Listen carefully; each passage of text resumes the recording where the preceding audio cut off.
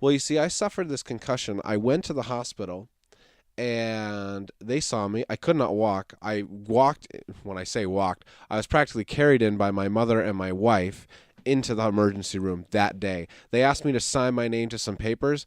I couldn't sign it. I couldn't write. Wow. You have to understand that the room was constantly moving. Everything was spinning. I was constantly nauseous. I Hmm. go in and they go, "Oh, there's some slight bruising on the brain. You'll be able to go back to work tomorrow." Excuse me? I was completely out of control. And if you knew me, I love to be in control. I have to be in control. Okay? Now, not always Freak. Christ has brought me very far. I've learned to trust him, and this was another stage in him teaching me that trust. But to be completely and totally physically out of control, what's worse from the concussion is my mind was out of control. I used to have an extremely sharp memory. I'm not an autodidact by any means, but I don't forget things when I read. I took an IQ test, which, by the way, IQ tests are basically just fact tests. How much do you remember? I scored insanely high when I was in high school, but that's because I spent so much time. Instead of doing my homework, I read an encyclopedia. I know that sounds stupid, but I just didn't do my homework. So I tell you that to say I used to have an incredibly sharp memory. So not only was there the physical loss of function for me from the concussion, there was my mental loss of function, my ability to recall facts, to even know what I had done 5 minutes ago. It was terrifying. So this doctor tells me, you'll be fine in the morning. Oh, okay. No, I'm not. So we go to see the work comp doctors the next day, and we go back and forth with them for about 2 weeks. And basically, the work comp doctor comes back and says, "Look, there's not anything I can do for you, but I'm gonna send you to this neurologist, and she'll be able to see you in 6 weeks." Awesome. So for the next 6 weeks, I lived through this, no medication other than Tylenol. During this time, my wife and I move up here to New York with her parents, and I'm still unable to walk. And I finally get to see her, and she gives me some more medication, which the medication she gives me is supposed to make me less. It's supposed to stop the room from spinning and all of these things. And well, she gives it to me, and oh, by the way, a side effect of that can be you might feel a little dizzy. I'm already dizzy, but she gives me this pill and some pain meds. So it's not getting better. And I'd gone to see my chiropractor during this time, and we tried some adjustments on different things. Things were not happening. So he started to do a little research, and he purchased a device. And what this device does is called light therapy. And what it does is it uses light to stimulate the nerve endings near your brainstem to basically get things functioning, kind of jumpstarts things. Well, we tried that straight off, and it didn't really work right away. So he did some more research, and he came back and said, okay, we need to adjust and we need to do therapy at the same time. And basically what we were saying is the cable, my neck had been so bent out of place by hitting my head that it was pinching the nerves off. So even stimulating them wasn't getting it through. So we did the adjustment. Then he did the light treatment. And that day, about 2 months, well, at that time, probably more like 12 weeks after the initial injury, I walked out of his office without a cane, without support, without my wife, without anything. Now, it only lasted for probably 4 to 6 hours, and then I was back down. But it was that therapy that helped me get going, that actually got me to the point where I could do physical therapy, where I was able to get back on my feet. I share this with you because this whole time I'm going to see my chiropractor, and that's who I started to use for my main treatment, because the neurologists and the doctors weren't going to help. Everyone's like, why would you go to a chiropractor? He doesn't know anything. He has nothing to do with the brain. He has everything to do with the brain. As Sam has explained, and as this article was just talking about, if the spine or the neck, which is part of the spine, is out of place, nothing's going to function properly. And I probably would have, I have no idea where I'd be today if I hadn't gone to him. It would have taken me a lot longer to get over it. I'm still healing from that concussion, but I can walk. I can mainly function now. My memory has started to return to a degree. It's not anywhere near it was, but that was only possible because I went to my chiro, and God used him to holistically correct my spine and my body so that things could start functioning again. Did he heal the bruised brain? No. Healing a bruised brain, like anything else that's bruised, it takes time. But I would like to say this. It was ice, as we were talking about earlier. You ice it, you ice it, you ice it. Because if I'd put heat on it, what heat does when it causes inflammation, it opens up the blood vessels, but it rushes fresh blood, tons of blood to your injured area. And what that does is it causes the inflammation. And that's not what I needed. I didn't need fresh blood. I needed the swelling to go down so that I could, after I would do 2 20-minute sessions of ice, and then I would do a 5-minute session of heat to exchange in new blood, which, by the way, also my chiropractor taught me. But when I went to the hospital, they said put heat on it, which only made it worse. So that is a brief story of what has gone on with me in the last 2 years, and the role my chiropractors played. I have a lot more stories. I've been going to a chiropractor since I was in 6th grade, and from 8th grade on, it's been a necessary treatment for me. Yeah, that's good. No, I'm glad that you shared that. You know, our bodies are temples, right? Yes, they are. So let's just be careful with what the world is trying to put in our bodies, from our food to our vaccines to our air. Our air. It's almost uncontrollable there, but yeah.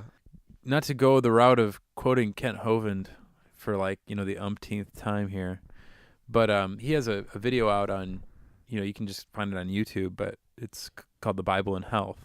And I would strongly recommend it. He talks a lot about some of the stuff we're talking about here. He throws out some Bible verses, that kind of pertain to health. And I would say probably for me, one of my biggest struggles over the last 3 years is not being down, not being depressed, and not seeing all the beauty that's around me, regardless of my problem. I think like I said, the first year and a half, that's all I focused on was come on, this has got to get better. And it was so disheartening, but I had to go through it because I had to come to a point of acceptance to a degree that, if this is my fate, this is my fate. But I wanted to believe that there was hope, but I got to a point where I just said, Lord, whatever. And then this whole opportunity came up about with somebody just mentioning this chiropractor, and it just worked out. So thank you, Dr. Heelgood, so very much for what you're doing and what you've done for me. To pause real quick on what you just said.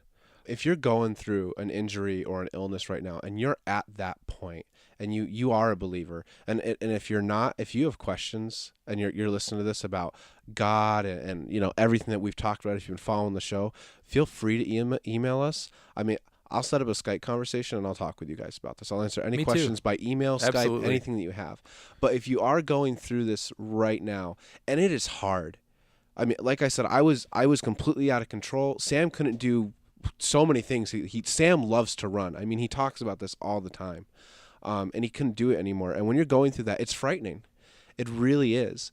And so often I have found when I've been injured, God has used it. I'm not saying it's the reason that I got injured, but he's used it to bring me to a point of, like Sam said, acceptance, to say, okay, God, I'm okay with this change if this is what you want for my life.